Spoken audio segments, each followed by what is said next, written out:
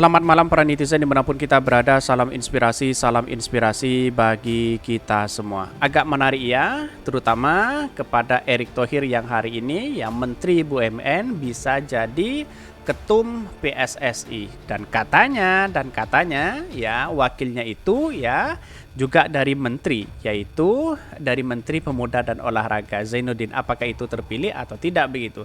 Tetapi dia mengatakan dari CNN Indonesia ya, dua menteri di kursi ketua dan wakil ketua umum PSSI ini, dua menteri di kursi ketua dan wakil ketua umum ya PSSI. Apakah benar atau tidak? Tetapi mari kita lihat ya cuplikannya ini. Dalam sebuah pilpres ya, jabat ketum PSSI ini Erick Thohir sedang berpoles untuk pemilu 2024. Benarkah seperti itu? Bisa jadi begitu. Kenapa Pak Erick Thohir rangkap jabatan begitu? Itu yang menjadi pertanyaan. Semua olahraga baik di FIFA itu tidak ada yang namanya rangkap jabatan, misalnya menteri terus kemudian menjadi anggota itu begitu kan. Ya, tetapi inilah demokrasi kita begitu kan. Erick Thohir juga punya pengalaman yang luar biasa, tapi perlu diingat apakah seperti ini terus begitu. Rangkap jabatan seharusnya mana yang lebih fokus, BUMN atau dengan PSSI begitu. Itu apa sih sebenarnya yang dikejar itu begitu kan. Tetapi saya ingin menagih janji-janji dari Erick Thohir yang sebenarnya baik begitu ya, seperti VAR yang lainnya begitu kan. Dan bahkan mari kita baca terlebih dahulu komentar-komentar netizen seperti ini. Ini saya bacakan terlebih dahulu ya dari Erick Thohir sendiri. Terima kasih atas amanah voters ya dan dukungan pencinta sepak bola ya, pecinta sepak bola. Belum ada kemenangan hari ini. Kemenangan adalah ketika tim nasional berprestasi, supporter bisa aman menonton tim kesayangan, kualitas wasit dan pelatih meningkat, dan sepak bola Indonesia bisa bersih dan berprestasi. Saya ingin menagih janji hari ini kepada Pak Erick Thohir ya terkait dengan kualitas sepak bola yang ada di Indonesia. Terutama janji adalah VAR ya, terus kemudian wasit dan sebagainya. Ini saya akan tagih itu karena pada hakikatnya ini sebuah janji yang luar biasa, bagus dan menarik begitu kan. Nggak konsisten lo ngebet capres atau copres juga. Ini komentar-komentar netizen ya. Pekerjaan di depan akan sangat berat ya Pak Erick Thohir. Semoga bisa memperbaiki pengelolaan sepak bola di Indonesia dengan baik. Dan juga tentunya semoga tidak tergiur untuk terjun ke pesta politik 2024. Ya, kalau hanya Erick Thohir loncat sana loncat sini lalu kemudian sekarang ya menjadi ketum PSSI ya, apakah seorang menteri ya boleh menjabat dua jabatan begitu? Ya, saya rasa ya mana yang harus kelola begitu kan? Kelola PSSI, kelola menteri dan sebagainya begitu kan. Ini gaskan atau banjir trofi ini. Ini ya banyak sekali yang memberikan statement, tapi perlu diingat bahwa di satu sisi kalau memang ingin membuktikan sepak bola di Indonesia, bersihkan terlebih dahulu ya PSSI yang ada oknum di situ begitu kan. Jadi saya rasa saya sangat setuju sekali ketika PSSI itu ya menjadi ketumnya, wakilnya dan bahkan dari orang dalamnya sendiri yaitu adalah orang-orang yang sudah berkecimpung dalam sepak bola begitu kan, bukan pengusaha, bukan politisi dan sebagainya. Karena kalau di ibaratnya politisi berada di situ, ya saya kira tidak menjamin untuk ada kemajuan begitu kan. Bukan pesimis, tapi tidak ada ragu begitu kan. Karena selama ini dipimpin politisi, dipimpin organisasi ya mantan organisasi dan sebagainya, itu saya rasa perkembangannya kurang maksimal begitu. Tidak tahu, tunggu saja ya langkah dan kinerja dari seorang Erick Thohir itu sendiri. Tetapi mari kita baca terlebih dahulu ya kok beritanya seperti ini. Ini beritanya, ini sangat menarik ya kalau kita amati ya. Jabat Ketum PSSI ya, Erick Thohir sedang berpoles untuk pemilu 2024. Benarkah seperti itu ya? Kongres luar biasa KLB Persatuan Sepak Bola Seluruh Indonesia PSSI menetapkan Menteri BUMN Erick Thohir sebagai Ketua Umum PSSI. Dan bahkan persoalannya selain menjadi ketum PSSI, Erick juga digadang-gadang maju di Pilpres 2024 dengan peluang terbesar menjadi cawapres.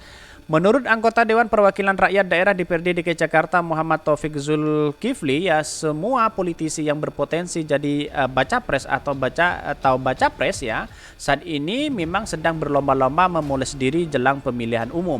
Di tahun 2003 ini segala sesuatu bisa terjadi untuk kepentingan pemilu 2024 yang tinggal 12 bulan lagi katanya. Bahkan berbagai manuver yang bertujuan memoles citra dan elektabilitas terlihat dari dukungan relawan di berbagai daerah ya, pengamat politik yang memuji kinerjanya dan pertemuannya dengan berbagai tokoh dan kelompok politik tertentu. Bisa jadi begitu kan. Sebagai loncatan untuk menjadi kepentingan ambisi pribadi begitu kan. Karena pada hakikatnya kalau sudah jadi menteri ya, terus kemudian menjadi ketua umum PSSI, rangkap jabatan mana yang kita fokus begitu kan. Ini menjadi pertanyaan penting dan bahkan ya BUMN mengalami ya kerugian besar begitu kan. Lantas memimpin PSSI mana yang harus kita lakukan begitu. Jadi walaupun Pak Erick Thohir punya segudang pengalaman dalam sepak bola, oke, saya apresiasi itu begitu. Tapi perlu diingat yang namanya politisi ya, memimpin apapun ya ada kurang maksimal untuk memimpin itu, apalagi rangkap jabatan seperti ini begitu. Bahkan kabarnya ya Menteri Pemuda dan Olahraga juga menjadi wakil di situ begitu. Katanya seperti itu begitu. Tapi yang saya baca dalam beritanya ini ya dari CNN ya, karena memang ini diulang ya, apakah kedua itu Prof Zainuddin ini kalah atau tidak begitu. Ini dua menteri di kursi ketua dan wakil ketua umum PSSI ini dikutip dari Jakarta ya dari CNN. Kongres luar biasa KLB PSSI 2023 menghasilkan dua menteri dari kabinet ya Indonesia Maju masuk dalam kepengurusan Federasi Sepak Bola Indonesia. Menteri Badan Usaha Milik Negara BUMN Erick Thohir ya terpilih lebih dulu menjadi ketua umum PSSI periode 2023-2027. Erick mengalahkan 3 calonnya yaitu Lanyala dan Arif Putra Wijaksono. Dan bahkan ya dalam hal ini dikutip dari CNN Indonesia, dia mengatakan bahwa Menteri Pemuda dan Olahraga Menpora Zainuddin Amali kemudian terpilih menjadi wakil ketua umum PSSI bersama dengan Yunus Nusi. Lantas bagaimana dengan si Ratu itu, apakah dia akan menjadi sekjen atau apa? Tapi dalam catatan demokrasi kita, kalau kita melihat situasi hari ini, perkembangan sepak bola itu harus dibenahi begitu kan. Apalagi Kanjuruhan masih belum jelas arahnya kemana, terus kemudian Liga 1, Liga 2 ya. Terus kemudian ada hak siaran juga begitu, itu yang harus kita benahi, apalagi wasit ya yang memang karena memang tidak ada VAR ya sekarangnya bagi wasit begitu kan. Ada yang gol lalu kemudian tidak digolkan begitu ya, ini harus dibenahi betul begitu kan. Orang-orang yang bermain oknum-oknum seperti ini harus kita singkirkan begitu. Erick Thohir harus berani itu begitu. Jangan hanya pinter poles diri untuk menjadi calon presiden ya, spari politik sana sini begitu kan.